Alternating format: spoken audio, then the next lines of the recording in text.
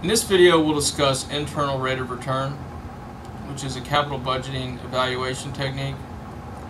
It's another method we can use to evaluate projects and try to make a decision on what project will be best for the company to take on. This is the best alternative to net present value. Internal rate of return is another good capital budgeting technique, and it's a legitimate alternative to net present value. It's also similar to net present value in that both of these capital budgeting techniques depend on discounting the cash flows that we estimate for a project. The difference, NPV concentrates on value added in terms of dollars, while internal rate of return concentrates on the rate of return earned on a project. It's two different ways of evaluating projects.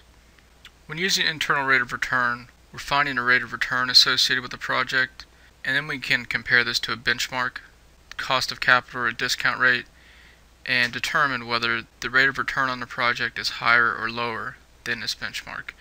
If it's higher, we accept the project. If it's lower, we reject the project. So we're comparing the rate of return on a project to a required rate of return. And that rate of return we find is the discount rate that makes the net present value of the project equal to 0. So we set up our equation. We have the initial cash outflow required to start the project, and then all the later cash inflows. We set all those up, but we don't specify a discount rate. What we do is we search out the discount rate that makes the NPV, the sum of all those discounted cash flows, equal to 0. Algebraically, we can't solve this equation. We can't set the discounted cash flows equal to 0 and solve for I. So what we have to do is use a trial and error method. You could also use numeric approximation techniques. If you solve for internal rate of return in Excel, that's what it would use. It would use a numeric approximation technique.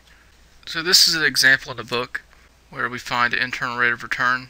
And for this specific project, the internal rate of return is 13.7%. It's higher than our cost of capital, which is 12%, so we would accept the project. And you'll also see here that it has a positive NPV, and that's going to be consistent.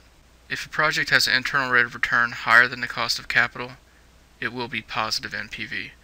And we'll talk about when the internal rate of return method and net present value agree and disagree, but this is always consistent. Here we have the example 10.8. We have the cash flows set up and the timing set up, and then we discount all these cash flows. So the initial cash flow, we don't discount that.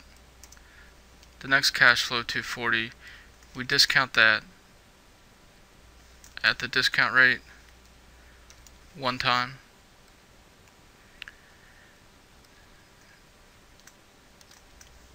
And then for years 2 and 3, we can just fill this down, and we discount 2 times in year 2, 3 times in year 3. Right now these are just showing up as the cash flow amounts because we don't have a discount rate plugged in. So let's sum these up. And now what we would do, we would start plugging in discount rates and see what works. So let's start at 0.1. What we're looking for, we want this to equal 0. The sum of the discounted cash flows. So because we have a positive value, that 36.84, we know that the discount rate is too low.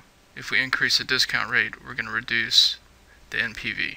So the 36.84, that's just your NPV. You want to find a discount rate such that that equals 0. 11% is still too low. 12% still too low. 13% is still too low. 14%, we have a negative NPV, so we know that that's too high. And then as the example showed, if we plug in 13.7, we have 0. So we found our internal rate of return. So the way you set up the problem, you have all your cash flows, you discount those. So you set up that equation where everything's discounted at some rate, and then you work through and you find that discount rate where the NPV is 0. So you start at some value. If you have a positive NPV, you increase your discount rate. If you have a negative NPV, you decrease your discount rate until you find the right one. This is exhibit 10.9, and this shows the NPV of that project from exhibit 10.8 as a function of the discount rate. So the discount rate is 0, the NPV is 160,000, and we see that decreases as we increase the discount rate until we get to 13.7%, which is our internal rate of return, where the NPV equals 0. And the reason we show this graph is to show the decision we make based on internal rate of return. At any rate lower than 13.7%, we have a positive NPV, and we would accept the project. Or thinking about it from an internal rate of return perspective, at a discount rate or a cost of capital less than 13.7%, we accept the project because the internal rate of return, or the rate of return provided by the project, is higher than the cost of capital. From an accept or reject perspective, internal rate of return matches perfectly with NPV. If the return on a project is higher than the cost of capital, that implies the project is value adding, so we accept. If the internal rate of return is less than the discount rate, that implies the project is value reducing, so we would reject the project. Now we'll talk about when internal rate of return and NPV agree. We've already touched on this some. When projects are independent and a project's cash flows are conventional, the two methods will agree. So first let's talk about the independent component. That's what we just mentioned, where it's consistent if we accept based on internal rate of return such that the rate of return on a project is greater than the discount rate, then NPV is greater than 0. So those two things will always agree. So if we're just making a decision of whether or not to accept a project, these two methods will always agree, because the internal rate of return higher than the benchmark implies positive NPV. And in the second point here, the conventional cash flows, that means that after the initial investment, that cash outflow in year 0, all later cash flows are positive. That's another necessity to ensure that internal rate of return and net present value agree on whether or not to accept the project. When the two methods disagree, when the project has unconventional cash flows, so after that initial cash outflow, there's a later year with a negative cash flow. And the reason the methods will disagree there, if we have unconventional cash flows, then we'll have multiple internal rates of return. So there'll be multiple discount rates where the NPV of the project is equal to 0. And then the other time things will disagree is when the projects are mutually exclusive. That means if you accept one project, you have to reject the other. So if we go back to the independent projects, if we're just deciding independently whether or not we accept a project, whether it's value adding, they'll always agree. If we're trying to decide which project is better, so we're choosing between two projects, then internal rate of return and NPV will not always agree. A reason for that is what I talked about in the beginning, the different perspectives. Internal rate of return looks at projects on a percentage return basis. NPV looks at projects on a value added basis. So the difference there is whether or not we consider the initial investment amount. Internal rate of return considers the initial investment amount because it looks at the value added on a percentage basis. NPV just looks at how many dollars in value are added to the firm, so it ignores the size of that initial investment. And that's why we may have disagreement if we're trying to decide which project to take on, rather than whether or not to take on a project.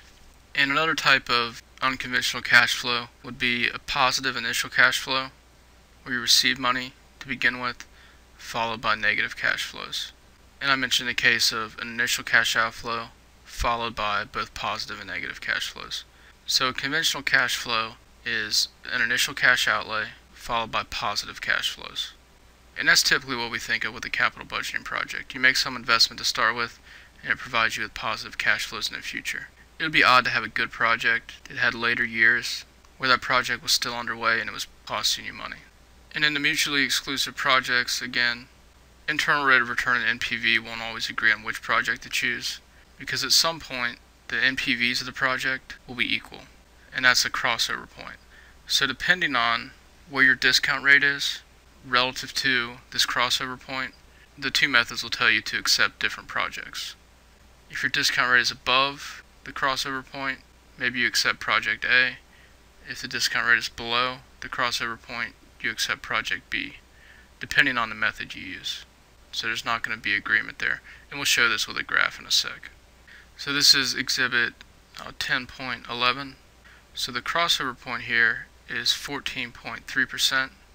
So if you look at the internal rate of return, the internal rate of return says project A is better. It has an internal rate of return of 20.7% relative to 19% for project B.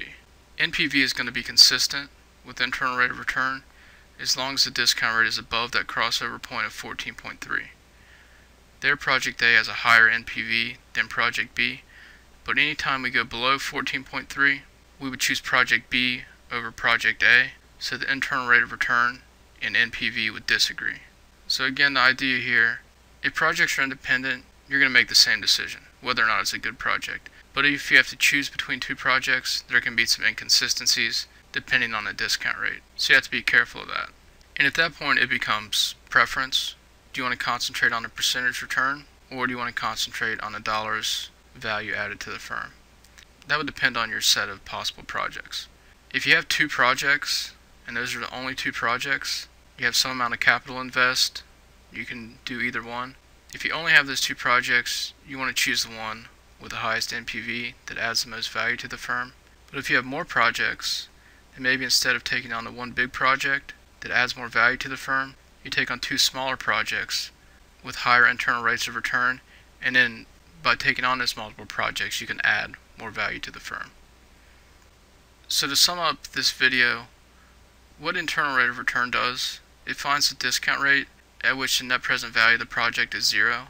So we're finding the rate of return that a project provides. We then compare that to some benchmark, the required rate of return. If it's greater, we accept. If it's lower, we reject. And this is a good alternative to net present value. In some cases, the two methods agree, so they can be used interchangeably.